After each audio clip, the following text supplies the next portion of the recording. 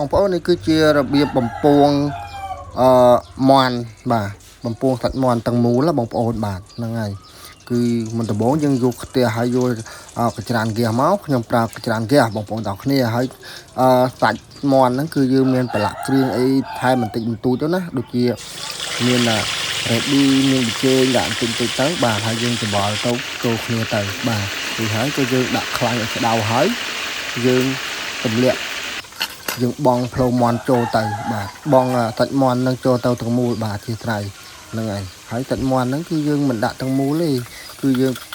ជ្រៀកវាបាទជ្រៀកវានេះដូចក្នុងវីដេអូអញ្ចឹងបងប្អូនបាទនឹងគឺខ្ញុំធ្វើអញ្ចឹងឯងបាទបន្តមកទៀតយើងគ្របវាមួយចន្ទុះបាទរួចហើយយើងមកប្រែវាត្រឡប់ឡើងបាទពីរដងអញ្ចឹងណាបងប្អូនទាំងអស់គ្នាបាទហ្នឹងហើយដូចក្នុងវីដេអូអញ្ចឹងបាទអញ្ចឹងសូមបងប្អូនទាំងអស់គ្នាទស្សនាតបាទ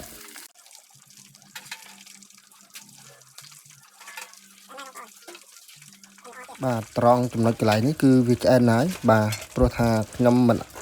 ចង់ធ្វើវែងខ្ញុំធ្វើកាត់បាទខ្ញុំកាត់ចឹងទៅបាទអរគុណហ្នឹងហើយសូមទស្សនាតបាទតិចទៀតយើងចូលដល់ការធ្វើទឹកជ្រលក់ម្ដងបាទគឺខ្ញុំប្រើធ្វើទឹកត្រីកោះកុងយើងធម្មតានេះឯងបងប្អូនបាទហ្នឹងហើយសូមអញ្ជើញទស្សនា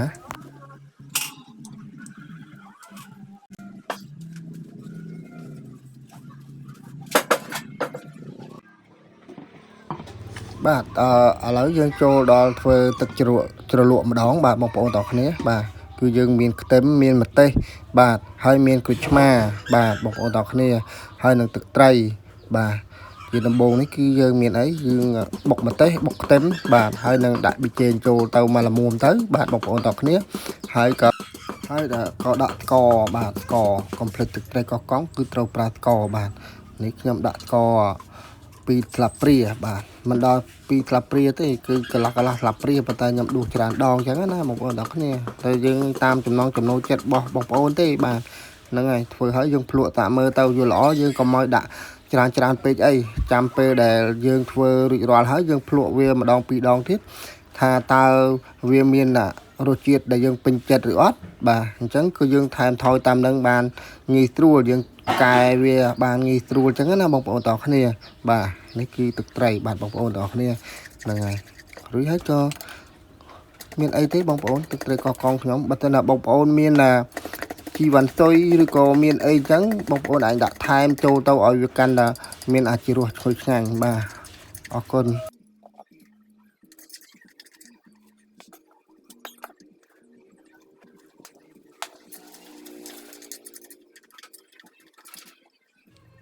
ចំតនួនកន្លែងនេះភ្លក់ពីដងដូចវាអត់តន់ត្រូវចិត្តទេបងប្អូនទៅក្រូចឆ្មាទៅអីក៏ដាក់ថែមចូលតិចទៀតទៅបងប្អូនអើយមើលហើយក៏គឺថាលបួមហើយនេះបានក៏ដួសដាក់ចានបងប្អូនទាំងគ្នាសម្រាប់ខ្ញុំគឺប៉ុណ្្នឹងឯងបងប្អូនទាំងគ្នាបាទនេះគឺជាថ្នាក់ដៃខ្ញុំផ្ទាល់បាទបងប្អូនទាំងគ្នាហ្នឹងហើយម្ហូបក៏ចេះធ្វើបាទគ្រាន់ថាឆ្ងាញ់មិនដឹងទេធ្វើខ្លួនឯងគឺសម្រាប់ខ្លួនឯងគឺឆ្ងាញ់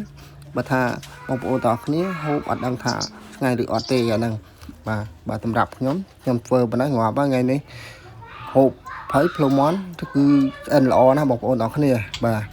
ហើយថ្ងៃហ្នឹងអូបាយទាំងចាន2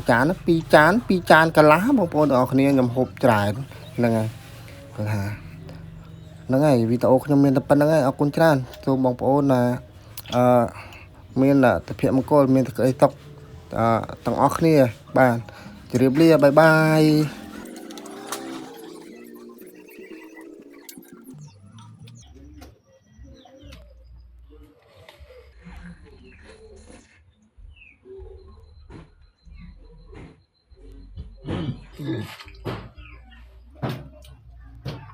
មកបាយ